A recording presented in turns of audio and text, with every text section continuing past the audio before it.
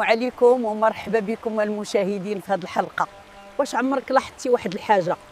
كل ما جريتي بزربه على شي هدف كتحبيه، وكل ما لاحقتي الجواب كيهرب منك العقل الباطن، ما كيسمعش للزربه، كيخدم بحال البذره تحت الارض. الا عطيتها الوقت والهدوء كتنبت. اليوم غادي نهضروا على واحد السر بسيط ولكن قوي. علاش الهدوء والاسترخاء كيكون اقوى طريق. كاين خطا كيديروا بزاف الناس، كيظنوا باللي الضغط كيزيد النتائج، ولكن الحقيقه الضغط كيعكر الرؤيه، التوتر كيسد الطريق، كيبان لك كيبعد اكثر، وكأن الحياه كتقول لك حبسي شويه، خذي نفس، وماشي بهذه الطريقه. وإلا ضغطتي عليها بزاف كتموت. التوتر كيحبس الادراك، كيخليك دائما في وضع الدفاع. اما الاسترخاء كيحل القنوات، كيخلي الافكار تطلع بوحدها.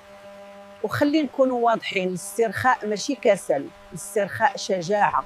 هو انك تقول لي انا كنطق في التوقيت، حتى لا ما فهمتش. دابا كاين حتى الرغبه، ماشي كل رغبه صديقه. الرغبه اللي كتصرخ غالبا جايه من خوف او نقص، اما الرغبه اللي كتهمس كتكون جايه من الروح. هذه الرغبه كتكون هادئه ولكن قويه. ملي كتولي الرغبة ملي كتولي الرغبه منسجمه مع روحك كيقل الاحتكاك، وكتبدا الامور تمشي بسلاسه. سمعي مزيان، اللي مكتاب لك غادي يوصل حتى لعندك. خاص غير الصدق والصبر والمعقول. الى هذا الكلام دخل لقلبك ديري لايك وبارطاجي الفيديو واشتركي في القناه، وخلينا نكبروا الوعي ديالنا. وتنتمنى لكم رمضان مبارك سعيد.